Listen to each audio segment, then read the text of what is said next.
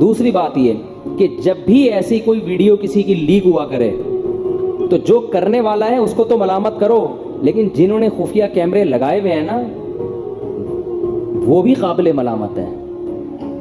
Hotel پہ جب کوئی آدمی جاتا ہے چاہے وہ زنا ہی کر رہا ہو تو شریعت میں کسی کے جرم کو چھپانے کا حکم ہے، اس کو شائع کرنے کی اجازت نہیں ہے۔ اب جس نے بھی ہوٹل لیا ہوگا اس نے ہوٹل والے پر اعتماد کیا ہے کہ میں یہاں آرام سے رہوں گا، ہوٹل والے کو کس نے اجازت دی ہے کہ وہاں کیمرہ لگا کے لوگوں کی پرائیویسی میں جو ہے وہ مطلع ہو؟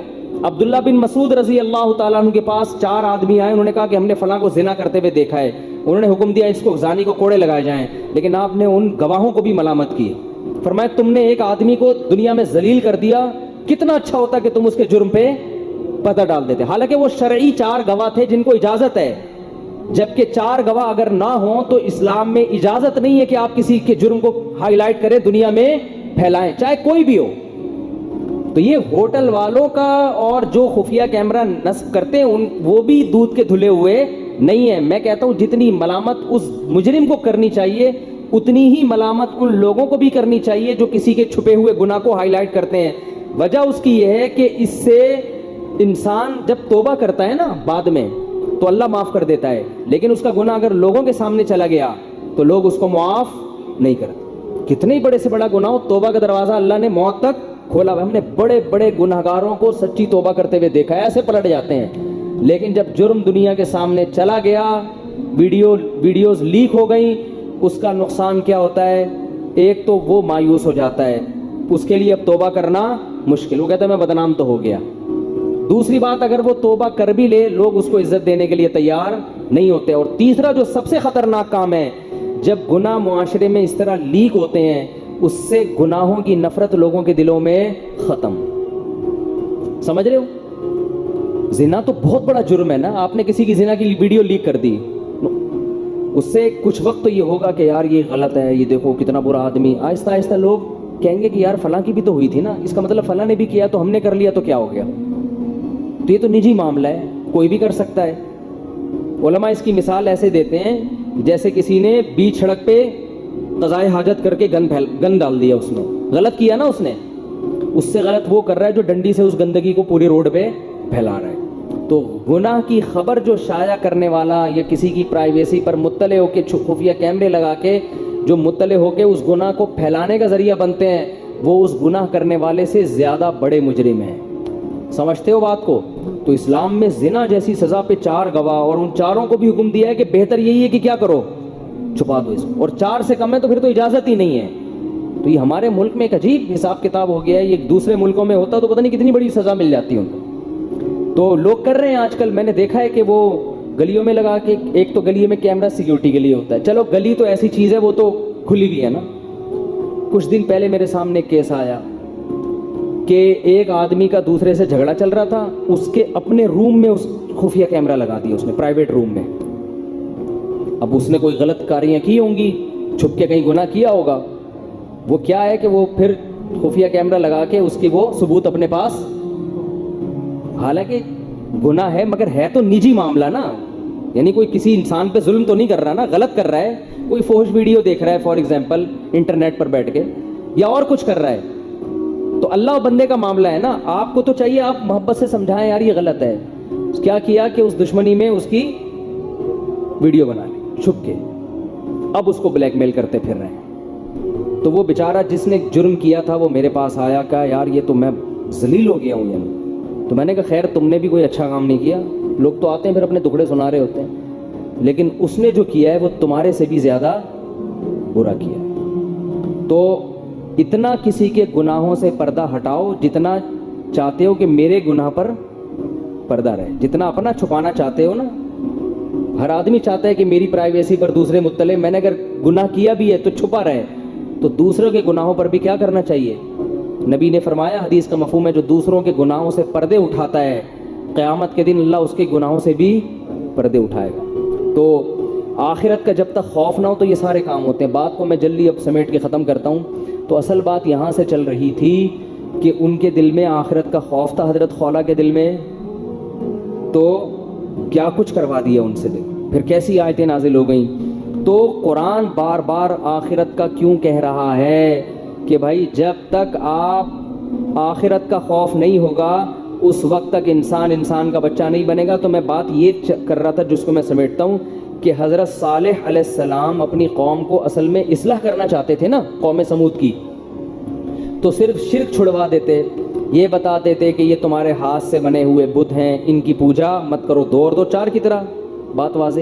لیکن بار بار ان کو کیا کہہ رہے ہیں, آخرت پر ایمان لے کر آؤ. وجہ کیا تھی؟ ان کو پتہ تھا کہ دلائل کی دنیا سے ہر آدمی نہیں مانتا. دلائل کی دنیا سے ماننے والے دنیا میں بہت تھوڑے ہوتے ہیں. اکثر نفس پرستی کا شکار ہو جاتے ہیں, خواہشات نفسانیہ کا شکار ہو جاتے ہیں, قوم پرستی کا شکار ہو جاتے ہیں, خاندانی روایات کا شکار ہو جاتے ہیں. اس قوم میں یہ بیماری ہے شرکی, یہ اس قومیت اور رشتہ داری کی بیس پر بت پرستی کو چھوڑنے کے لیے تیار نہیں ہوں گے. جیسے ابراہیم علیہ السلام نے اپنی قوم سے کہا بت پرستی چھوڑو, اور سمجھایا پورا, وہ ان کو ٹنڈا کر دیا نا, وہ جو گلے میں کلاڑے ڈال کے کہ بڑے والے نے کیا یہ کام, قوم کی سمجھ میں نہیں آیا. تو حضرت ابراہیم نے کیا فرمایا, انما اتخذتم من دون اللہ اوثانا مودۃ فی الحیات الدنیا, مودۃ بینکم فی الحیات الدنیا, انما اتخذتم من دون اللہ اوثانا مودۃ بینکم فی یہی ہے نا بھائی آیت, مودۃ فی الحیات الدنیا, کہ تم جو ان بتوں کی پوجا کر رہے ہو نا آپس میں رشتہ داری کی محبت کی وجہ سے کر رہے ہو, کہ تمہاری قوم اور رشتہ داروں کا مذہب کیا ہے, بت پرستی, اس وجہ سے کر رہے ہو. تو ٹھیک ہے, لیکن یہ ذہن میں رکھنا, یکفر بعضکم ببعض ویلعن بعضکم بعضا, ویلعن بعضکم ببعض, یہی ہے, بعضا ہے یا ببعضن ہے, ویلعن بعضکم بعضا, کہ یہی قیامت جب قائم ہوگی نا تو جن رشتوں کی وجہ سے بتوں کو پوج رہے ہو کہ ہماری پرمپرا, ہمارے باپ دادا, ہمارے چاچے مامے یہی کرتے آئے ہیں, انہی پر قیامت کے دن لعنتیں بھیجو گے کہ ان کی وجہ سے آج آگ میں جل رہے ہیں ہم. سمجھ میں آ رہی ہے بات؟ تو جب تک آخرت نہیں ہوتی میرے بھائی, انسان کا بچہ نہیں بنتا. وہ پتھر کو پوجنا شروع کر دیتا ہے, وہ مزاروں پہ جا کے سجدے کرنا شروع کر دیتا ہے. فالج زدہ آدمی مزار پہ جا رہا ہے کہ یہ بزرگ میرا دھڑ سیدھا کریں گے, یہ نہیں پتا کہ ان کے دونوں دھڑ کام نہیں کر رہے, آپ کا آدھا دھڑ کہاں سے صحیح کریں گے. کتنی بے عقلی کی بات ہے, مگر خدا کے سامنے جواب دہی کا خوف نہیں ہے. تو اس لیے اتنا زور لگایا جا رہا ہے. اور اللہ کہتے ہیں کہ قوم عاد اور قوم سمود نے کہا کہ آخرت نہیں ہے, کیسا غضب آیا, اللہ نے اس قوم کو اٹھا کے پٹک دیا. تو میں اصل بات یہاں سے لے کے چلا تھا کہ قرآن کے ان واقعات کا آج بہت سے تعلیم یافتہ لوگ انکار کرتے ہیں کہ کوئی سائنسی پروف ہمیں قوم عاد اور قوم سمود کے پلٹنے کا اور ہلاک ہونے کا نہیں ملا. اس کا جواب یہ کہ میرے بھائی یہ سائنس کا ٹاپک, یہ سائنس کا ٹاپک نہیں ہے, یہ ٹاپک ہے تاریخی کتابوں کا.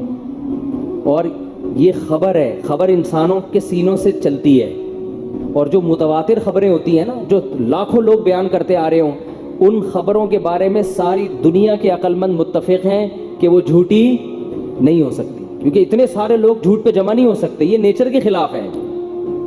تو قرآن جب یہ واقعات بیان کرتا ہے, جیسے یوسف علیہ السلام کا واقعہ بیان کیا, ما کان حدیثا یفترا ولکن تصدیق الذی بین یدیہ وتفصیل کل شیء.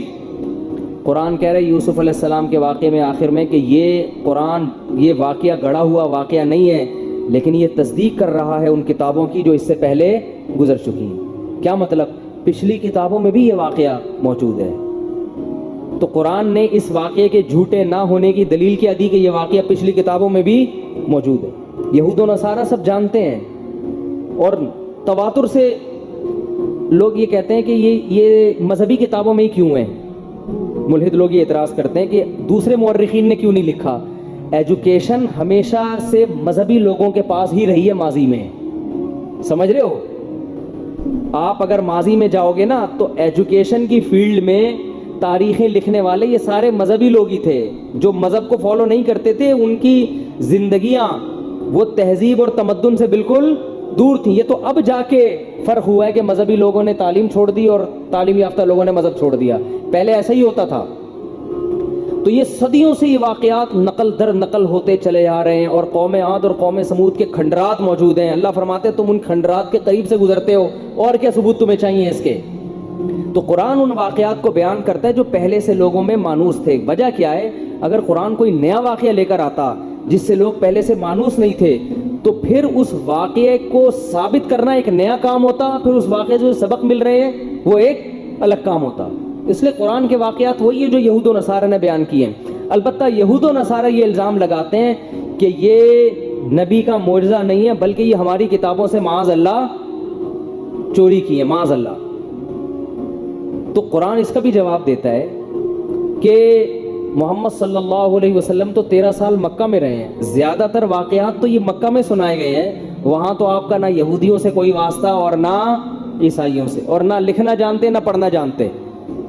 تو اس 13 سال میں کون ان کو سکھا کر گیا ہے؟ اس کا نام بتاؤ بھائی۔ تو کوئی ایسا شخص نہیں تھا جس پر مشرکین مکہ نے الزام لگاؤ یہ والا بتاتا۔ ایک پہ الزام لگاتا لیکن وہ عجمی تھا کہ یہ باہر سے آتا ہے، تو قرآن نے کہا لسان الذی یلحدون الیہ اعجمی وہذا لسان عربی مبین، جس کی طرف تم نسبت کرتے ہو وہ عجمی ہے، اس کو عربی نہیں آتی، اور یہ جو کلام ہے یہ ٹوٹلی کس میں ہے؟ عربی میں۔ اور نبی صلی اللہ علیہ وسلم عربی کے علاوہ کوئی زبان نہیں جانتے تھے۔ اور اگر فرض کر لو، ایک مثال دے کے بات ختم کرتا ہوں، فرض کر لو یہ قرآن نے تورات اور انجیل سے معاذ اللہ نقل کفر چوری کی ہیں یہ واقعات، کہ قوم عاد کو ذبح کر دیا، قوم سمود کو، اور یوسف علیہ السلام کے واقعہ، فرض کر لو وہاں سے لیے ہیں، تو انہوں نے کہاں سے لیے ہیں؟ آئی بات سمجھ؟ تو واقعات تو صحیح ہونا ثابت ہو گیا نا۔ ان واقعات کو یہودی بھی درست مانتا ہے اور عیسائی بھی درست مانتا ہے، اور دنیا میں یہودی، عیسائی اور مسلمانوں کی آبادی باقی تمام آبادیوں سے بہت زیادہ ہے۔ اگر ملائے دیکھا جائے اتنی بڑی آبادی، لاکھوں کروڑوں ایک دوسرے سے نقل کرتے چلے آ رہے ہیں، اس سے زیادہ اوتھینٹک تاریخ کوئی ہو نہیں سکتی۔ یہ وہ واقعات ہیں جن کی صداقت پر اتنے انسان اور اتنے مورخین جمع ہوئے ہیں کہ اتنے واقعات اور ماضی کے کسی واقعے پر اتنے لوگ جمع نہیں ہوئے۔ تو اگر آپ ان واقعات کی حقیقت کا انکار کر دو گے تو آپ کو کسی تاریخی واقعے کی پھر صحت پر یقین نہیں ہوگا۔